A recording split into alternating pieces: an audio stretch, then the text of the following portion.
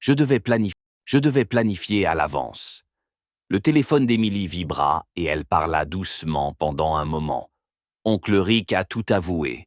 Elle m'a dit plus tard qu'il éprouve de la compassion pour toi et qu'il veut parler après 18 ans. J'ai pensé qu'il était peut-être temps d'entendre son côté de l'histoire. Les actions de Tiffany m'avaient forcé à revisiter le passé, et bien que je me sois senti trahi, je suis resté pour les enfants, espérant garder notre maison intacte.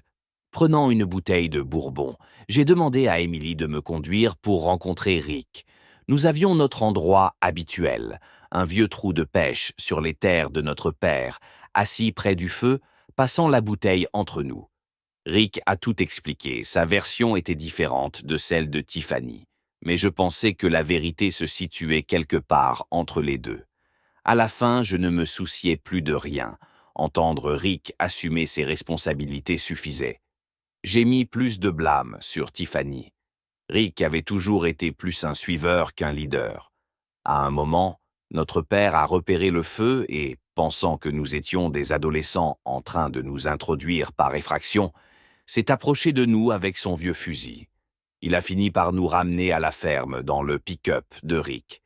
Maman a préparé des œufs et des pommes de terre pour nous aider à dégriser, comme quand nous étions enfants. Au moment où nous avons fini de manger, maman avait déjà appelé Emily et la femme de Rick, Mary. Quand elles sont arrivées, nous étions en meilleure forme. Mary, qui a épousé Rick après le divorce de mes parents, avait l'air confuse de nous voir ensemble. Alors, vous avez enfin fait la paix, dit Mary.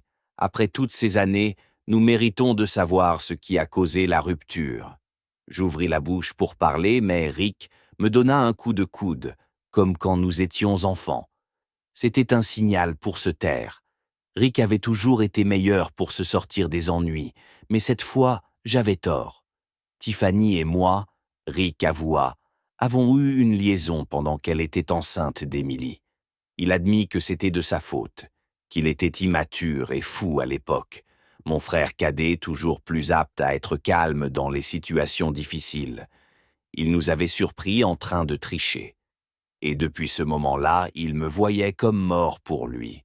En entendant la vérité sur notre dispute, mon père s'exclama « Merde, si j'étais Marcus, je me serais débarrassé de toi. »« Qu'est-ce qui t'a fait cracher le morceau ?»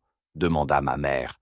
« Tiffany est partie à Los Angeles avec son patron, » expliquai-je. Ils n'ont réservé qu'une seule chambre d'hôtel pour tout le séjour, ce qui a soulevé des soupçons. La femme de Ryan Rachel a engagé des détectives privés. Emily sait ce qui se passe, et c'est difficile pour elle de voir sa mère agir tout excitée à propos de ce voyage. J'aurais dû te laisser l'affronter, papa. La femme de Ryan Rachel a engagé des détectives privés. Emily sait ce qui se passe, et c'est difficile pour elle de voir sa mère agir tout excitée à propos de ce voyage. J'aurais dû te laisser l'affronter, papa, a dit ma fille en me fixant du regard. Il y a eu un moment de silence avant que je continue. Puisque Tiffany garde maintenir la maison qu'Emily est à l'université, je dois trouver un nouveau logement avant qu'elle ne revienne. Papa, je ne reste pas avec maman. Emily a déclaré fermement, « Où que tu ailles, j'irai. Nous restons ensemble. » Il y a eu un moment de silence avant que je continue. Puisque Tiffany garde maintenir la maison qu'Emily est à l'université, je dois trouver un nouveau logement avant qu'elle ne revienne. Papa, Emily avait la même obstination que moi et elle pensait chaque mot, peu importe ce qui venait après. Elle vient à l'étage en ma compagnie. Emily, maman a dit, et ils ont disparu un moment. Quand ils sont revenus, nous avions un nouveau plan. Nous resterions avec mes parents pour l'instant et tout ce dont nous avions besoin, c'était de nos vêtements. Sur le chemin du retour, Emily m'a fait des reproches. « Tu dois arrêter de défendre maman », a-t-elle dit. « Nous sommes des adultes maintenant. » Elle savait ce qu'elle faisait avec Ryan à LA, pensant qu'elle ne se ferait pas prendre. Cela en dit long sur la façon dont elle nous voit. Quand nous sommes rentrés chez nous ce lundi soir, nous avons lentement commencé à déménager nos affaires, chacun prenant ce qui lui tenait le plus à cœur. Ma chaise berçante, sa table de maquillage, la télé. Tiffany nous tenait au courant tout au long de la semaine, bien que les progrès soient lents.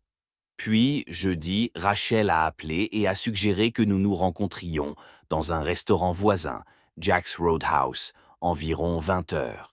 Je suis arrivé en vêtements de travail, sans la cravate. J'ai reconnu Rachel grâce à l'écharpe blanche qu'elle portait et, en me présentant, j'ai été émerveillé par sa beauté. Elle était beaucoup plus jeune que je ne l'avais imaginé, peut-être 10 ans de moins que moi, avec de longs cheveux blonds et de doux yeux bleus. Elle s'habillait de manière conservatrice, mais avait l'air superbe. Il s'est avéré qu'elle était enseignante en maternelle, ce qui expliquait sa tenue simple. Moi, en revanche, je travaillais comme responsable des ressources humaines dans une maison de soins infirmiers. Donc, mes vêtements étaient plus formels. Rachel a révélé que Tiffany et Ryan seraient à Los Angeles pour le week-end et qu'environ 70% de leur travail sur l'affaire était terminé. Ils recevraient les documents juridiques dès leur retour. Elle m'a demandé comment je tenais le coup, et je lui ai dit que cette fois-ci était différente. Nous en parlions ouvertement, contrairement à la dernière fois où tout s'était. Contrairement à la dernière fois où tout avait été traité d'une manière secrète. J'ai mentionné que mon frère aîné Rick faisait partie de la situation il y a 18 ans, avant même la naissance d'Emily.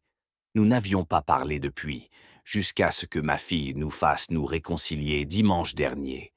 Cette réunion m'avait laissé avec la pire gueule de bois que j'ai eue depuis des années.